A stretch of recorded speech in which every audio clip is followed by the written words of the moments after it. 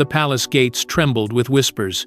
Within minutes, every newsroom across the globe repeated the same chilling headline. King Charles had suspended all royal duties for Queen Camilla indefinitely. A move so unprecedented, so shattering, that courtiers froze in disbelief. What could drive the king to cut down his own queen? The truth lies hidden in layers of betrayal, whispers, and secrets too explosive to remain buried. The announcement landed like a thunderclap across the United Kingdom, its echo reverberating through Parliament, through the streets of London, and across the world. News anchors struggled to mask their astonishment as they read the words aloud, while royal commentators admitted this was without precedent in modern memory. Never had a reigning monarch moved so decisively, so coldly, against their own consort. For decades, Camilla had clawed her way from shadowed whispers to the throne itself, a journey marked by controversy, resilience, and undeniable ambition. But in one breath, Charles had torn it all away. Inside Buckingham Palace, the silence was deafening. Staff who had long served Camilla watched in disbelief, some with tears streaming down their faces, others unable to look one another in the eye. To them, this was not just a political maneuver, it was a betrayal of the royal order.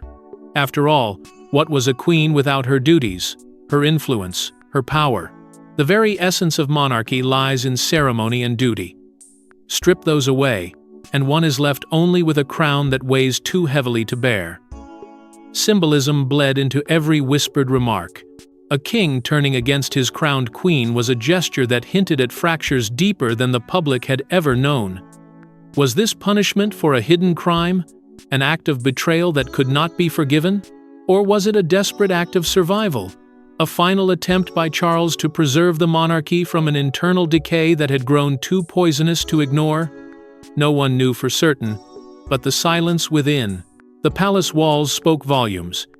Even the most seasoned courtiers, who had weathered scandals stretching back decades, could not hide their shock. The press fanned the flames with relentless vigor. Headlines screamed of a palace divided, of a monarch no longer able to shield his queen from consequences. Some painted Charles as a man finally taking decisive action after years of compromise, while others saw him as a king pushed beyond reason by forces even he could not control.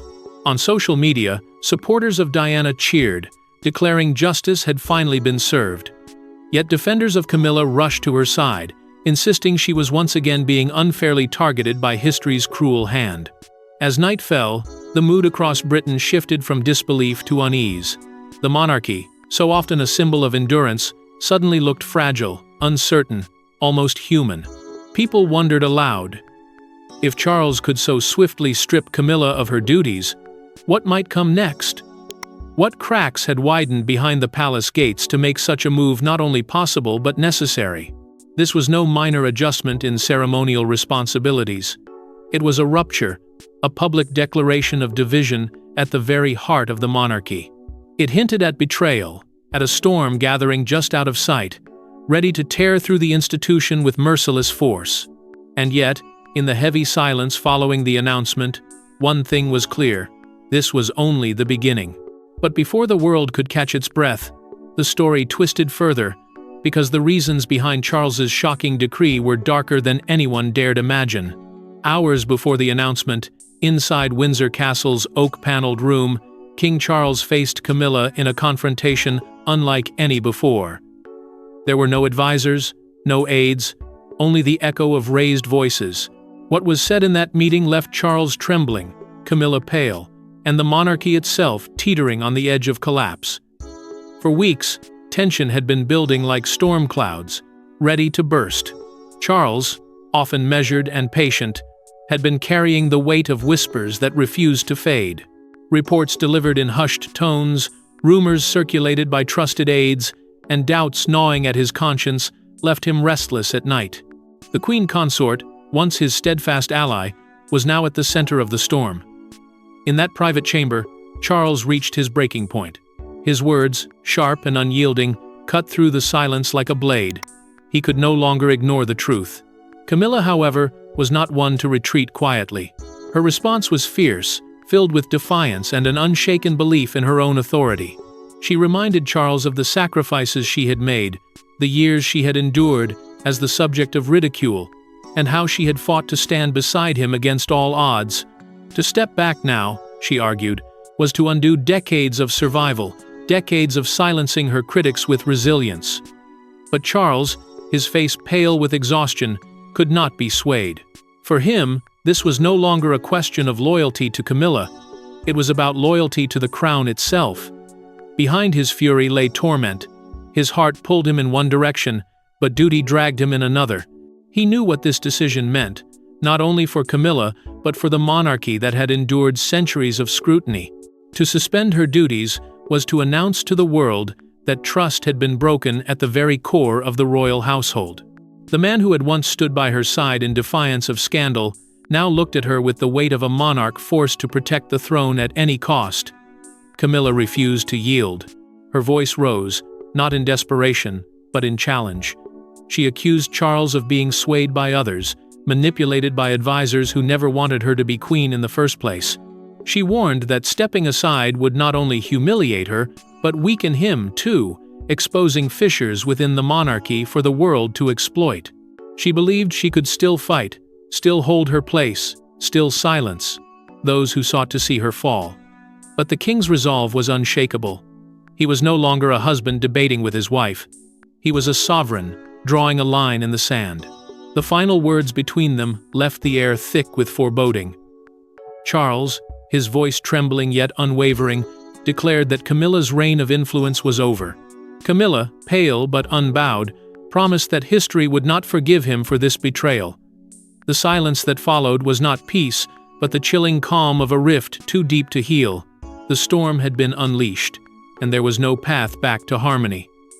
And yet this confrontation was only the surface. Beneath it lay a chain of hidden scandals that forced Charles's hand. Whispers tell of a dossier slipped into Charles's hands, a collection of evidence so damning it could not be ignored. Pages of letters, transcripts, and testimonies pointing to Camilla's secret dealings, her influence over decisions, and a hidden agenda long suspected but never proven until now. The document did not arrive with fanfare. It came quietly, delivered by hands Charles barely trusted, yet could not afford to dismiss. Its cover bore no royal seal, no official stamp, just the heavy weight of accusation waiting to be unveiled. As he opened it, the king felt his chest tighten, for he knew that what he was about to read could not be unseen. And indeed, with every page turned, his heart sank deeper into disbelief and fury. The contents painted a portrait of manipulation cloaked in charm. Accounts of conversations where Camilla allegedly steered decisions that were meant to be Charles's alone. Testimonies hinting that she had leveraged her position not for service, but for influence. Letters scribbled in her hand, carefully worded but betraying intentions that reached far beyond the ceremonial role of a queen consort. Most damning of all were whispers of hidden connections, of meetings held in shadow, of alliances forged to tilt the balance of power in her favor. Charles's hands trembled as he read, torn between rage and heartbreak. To believe these accusations was to believe that the woman who had stood by him in defiance of the world, the woman he had lifted into the light of the crown, had been weaving a web behind his back. And yet, the detail, the precision, the undeniable consistency of the evidence gave him little room to doubt. Every page struck him harder, not just as a monarch, but as a man. But the question that gnawed at him most was not what the dossier contained, but who had delivered it. Was it the work of a loyal aide, who could no longer stand silent, fearful of what Camilla's growing power might unleash? Or was it the calculated move of a royal rival, someone eager to fracture the bond between king and queen, to tilt the monarchy's future in their own favor? The anonymity of its source deepened the wound, leaving Charles torn between suspicion and paranoia. The revelations within those pages became the tipping point. For weeks he had wrestled with whispers, with rumors he tried to silence within himself. Now, confronted with evidence too strong to ignore, he knew that action was no longer a choice but an obligation. The man inside him grieved, but the king could not waver. It was this dossier, and the shadows it exposed, that drove him to take the step that stunned the world, suspending Camilla's duties, severing her from the power she had long held so tightly. But the dossier was only one piece. The palace walls held even more secrets, and Charles knew the storm could no longer be contained. When staff whispered in corridors, and guards refused to meet Camilla's eye, it became clear the rebellion had begun. A queen stripped of authority is no queen at all, and behind her back, senior royals and staff quietly sided with Charles. For the first time in decades, Buckingham Palace was divided into warring factions. Humiliation crept in slowly but relentlessly. Camilla, once greeted with polished bows and carefully scripted deference, now found herself walking through hallways where courtiers exchanged uneasy glances rather than offering words of loyalty. Orders she issued were met with hesitation, sometimes with silence, and in rare but telling moments, outright refusal. The machinery of the palace, which had once moved at her command, began grinding to a halt. It was a rebellion without swords or banners, but its sting was no less sharp. The courtiers had spoken, not with declarations but with withdrawal.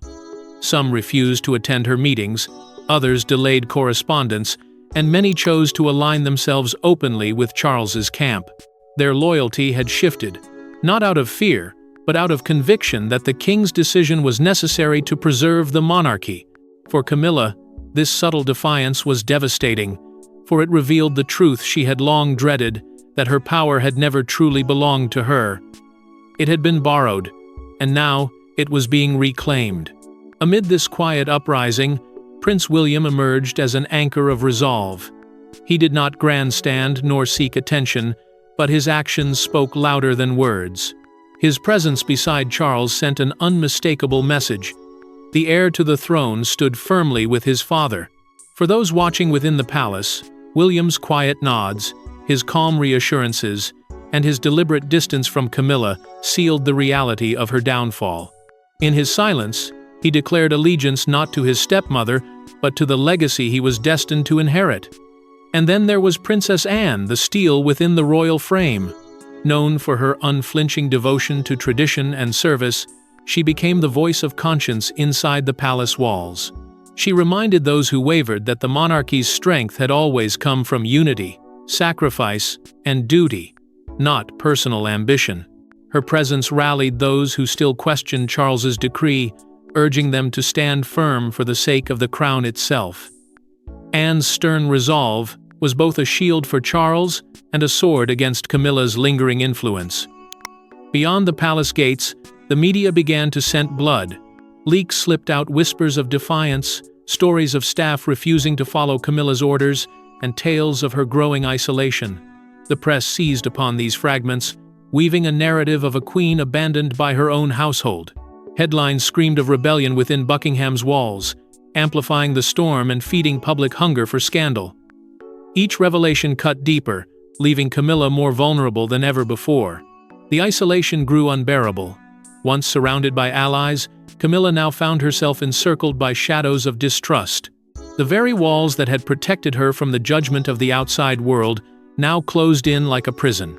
Every glance, every whisper, every subtle gesture reminded her that she was no longer the heart of royal power but its outcast. She had been reduced not by force, but by silence, and that silence was more damning than words. And yet, Camilla was not prepared to step aside quietly. Her response would ignite a new fire. A queen cornered is a queen most dangerous. Camilla, stripped of her duties, refused to fade into silence. Instead, she began calling in favors, reaching allies across the aristocracy, and plotting her countermove. Her fight back was not just against Charles, it was against the entire royal machine. From the moment the suspension was announced, Camilla knew surrender would mean annihilation. To accept her removal was to confirm every critic's suspicion, to erase decades of struggle and survival with a single stroke of ink. She would not allow herself to be remembered as the queen who was cast aside. Instead, she drew upon the only power she had left: her network. Friends cultivated in drawing rooms, allies nurtured across charity boards, and figures of influence who owed her favors suddenly became her lifeline. She reached into these circles with a quiet determination, summoning them not for sympathy, but for action. The campaign began in whispers, but soon echoed loudly across Britain. Stories favoring Camilla mysteriously appeared in the press, painting her not as a schemer but as a victim of palace politics. Articles spoke of her years of loyalty, her sacrifice in enduring the harsh glare of public judgment, and the injustice of being discarded at the very height of her reign. Media outlets, fed by careful leaks, portrayed her suspension as a cold betrayal orchestrated by those who never accepted her. It was a narrative designed to stir compassion, and for a time, it worked. Behind closed doors, Camilla's plotting grew more strategic. She instructed trusted confidants to challenge Charles's decision, not through outright rebellion, but through persistent whispers of doubt. If the king could be portrayed as weak, indecisive, or manipulated by advisors, then her suspension could be reframed as an overreach. She encouraged her allies to remind influential figures that a monarchy divided was a monarchy at risk, and that silencing her might fracture the institution more than allowing her to remain. It was a gamble, but one she believed she could win. Yet her defiance only deepened the rift with William and Anne. William, silent but unwavering, represented the future, a future that had no place for a queen who undermined the monarchy's stability. His cold withdrawal from her was both a personal wound and a public humiliation. Anne, with her sharp tongue and uncompromising adherence to tradition, became Camilla's fiercest critic. The tension between them was palpable, each encounter charged with unspoken hostility. Camilla could feel the walls closing in, yet her instinct was not to retreat, but to fight harder. Her counterattack, however, carried perilous consequences. Every move she made, every favor she called in, destabilized the fragile balance within the palace. Instead of weakening Charles's decision, she risked unraveling the monarchy itself, dragging it into a dangerous spiral of division and scandal. Still, Camilla pressed on, convinced that if she did not strike back, she would be silenced forever. But as Camilla tried to claw back power, the people's voice thundered louder than any royal decree. On the streets of London, in pubs, on social media, the debate raged. For years, Camilla's place had been contested. Now, with her suspension, the public declared their verdict, and it wasn't in her favor. Crowds gathered, banners waved, and chants rang out. The monarchy was no longer just a palace affair, it was a battlefield of public opinion. For many, the news felt like justice delayed but not denied. Supporters of Diana, who had carried the grief of her untimely death for decades, saw Charles's decision as the closing of a chapter that had remained painfully unresolved. In their eyes, the woman who had once symbolized betrayal was finally stripped of the power she had gained. Across the country, spontaneous gatherings turned into celebrations, with Diana's name chanted as though she had triumphed from beyond the grave. The suspension of Camilla was not viewed as a private royal matter.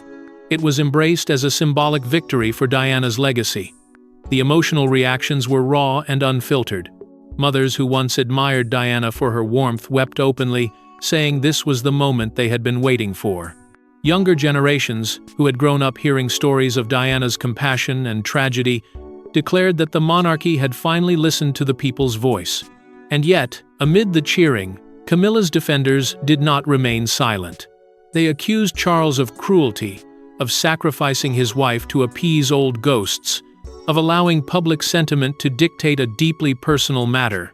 These voices, though smaller, reminded the nation that this was not a simple tale of villains and heroes, but of human beings caught in the merciless tides of history. Globally, the reaction was just as explosive. Media outlets across the Atlantic speculated on whether Charles's decision revealed cracks in the monarchy's stability. European newspapers debated whether Camilla's downfall was inevitable or whether she had been unfairly targeted. The global frenzy amplified the storm, ensuring that every whispered rumor, every leaked detail, became front-page news. What should have been a private reckoning between king and queen had transformed into an international spectacle, watched by millions who claimed a stake in the monarchy's future. In this digital age, the weight of public opinion bore down heavier than any crown. Hashtags trended for days, memes mocked Camilla's fall, and commentators debated whether the monarchy was adapting to modern demands or crumbling under them. The institution, so steeped in tradition, now faced the reality of a world where its survival depended not only on ceremony, but on perception. The image of the royal family was at risk of being reshaped not by coronations or jubilees, but by the court of public opinion, a court that was unrelenting and unforgiving. This public verdict became more than background noise. It shaped the monarchy's path forward. Charles's choice was validated by the cheers, but it also tied his reign to a legacy of division. For Camilla, the judgment was merciless. For the monarchy, it was a reminder that its power rested not only in bloodlines and crowns, but in the hearts of its people. Yet even as the public cheered, inside Charles's heart, a deeper storm was raging, because this was not just about duty, but about love, guilt, and memory. In moments of turmoil, Diana's shadow always returned. For Charles, suspending Camilla was not only political, it was deeply personal. Haunted by memories of Diana and the pain she endured, the king could not ignore the parallels. For many, it felt as if Diana's voice had finally spoken through him, years after her tragic death. Every decision Charles made seemed to circle back to her. Diana had once been cast aside, bruised by the same institution that demanded loyalty above all else. Her suffering was not forgotten. It lingered in the nation's memory like a wound that refused to heal. When Charles declared Camilla's suspension, people whispered that it was Diana's legacy forcing his hand, that the ghost of his former wife had reached from the grave to remind him of debts left unpaid. The symbolism was too heavy to ignore.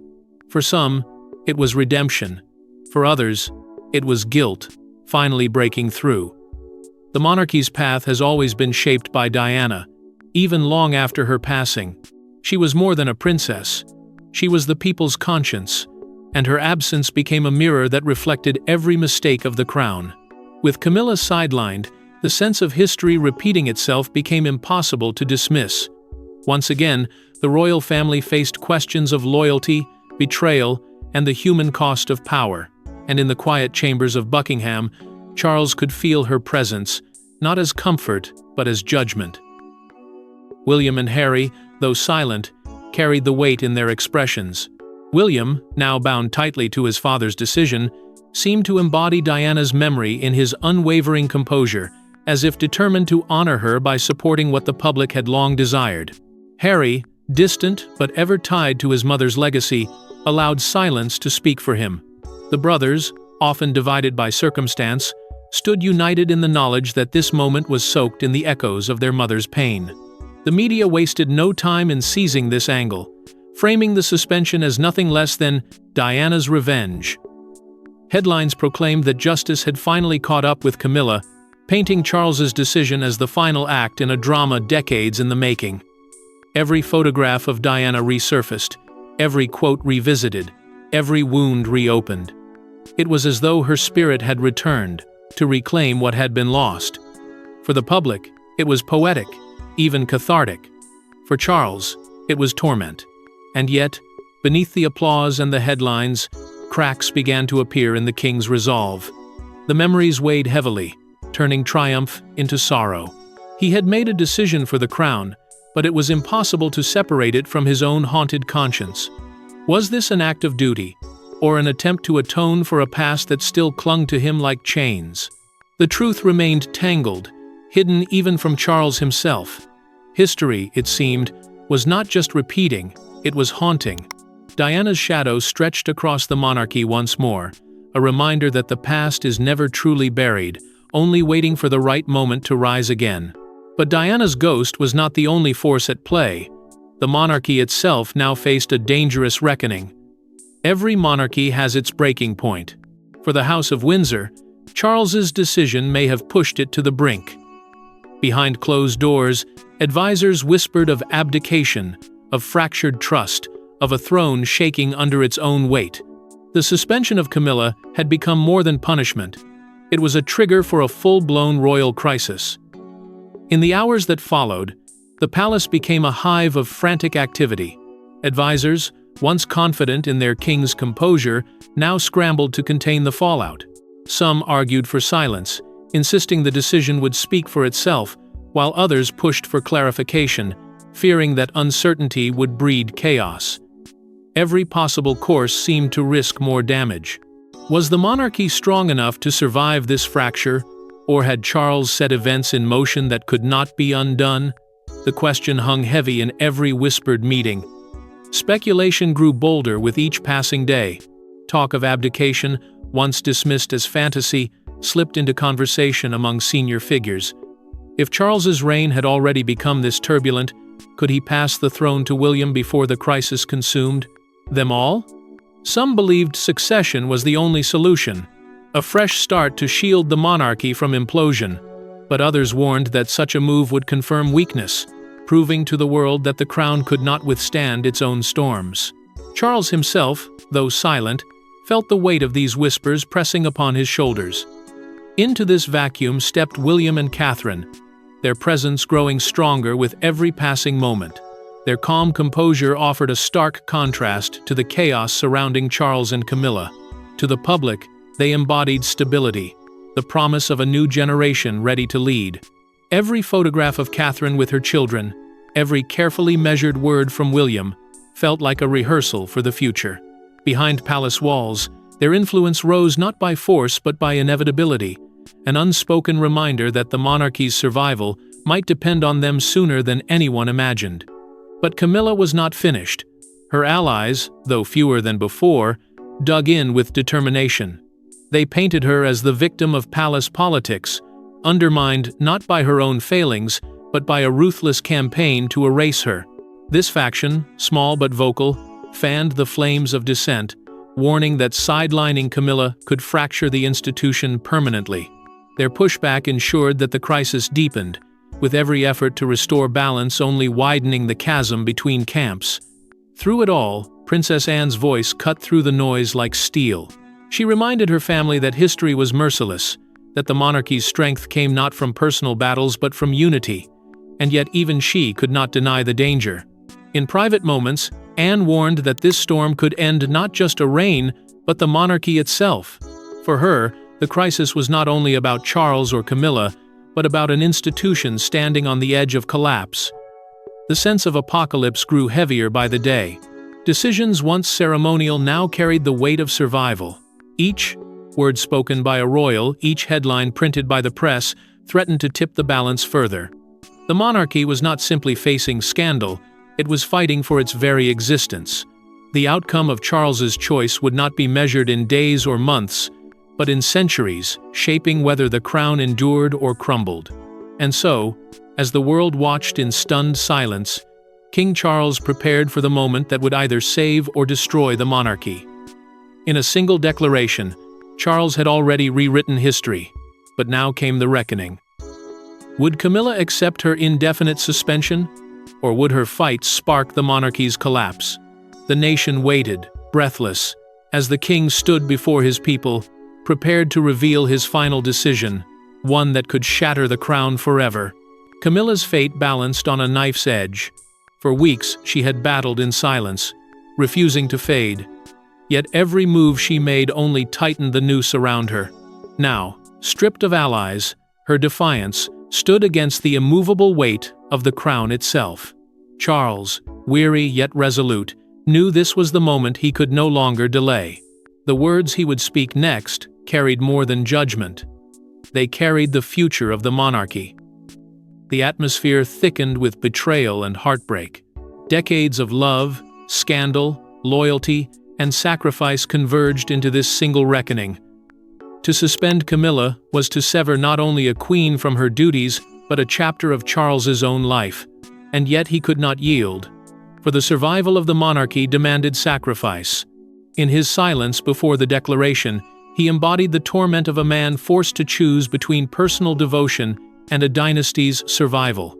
As the statement neared, eyes turned to William and Catherine, the heirs now standing taller, the couple whose steadiness offered hope for a fractured nation. Their quiet presence symbolized a new dawn, one waiting to rise as the old order collapsed. And so, the final words of Charles's, the decree fell like thunder across the realm, leaving the world stunned. History will judge him, but the story is far from over. And so, as the bells tolled across London, the monarchy entered its most dangerous chapter yet, one born not of tradition, but of betrayal and survival. Thanks for watching. Don't forget to like and subscribe, and we will see you in the next one.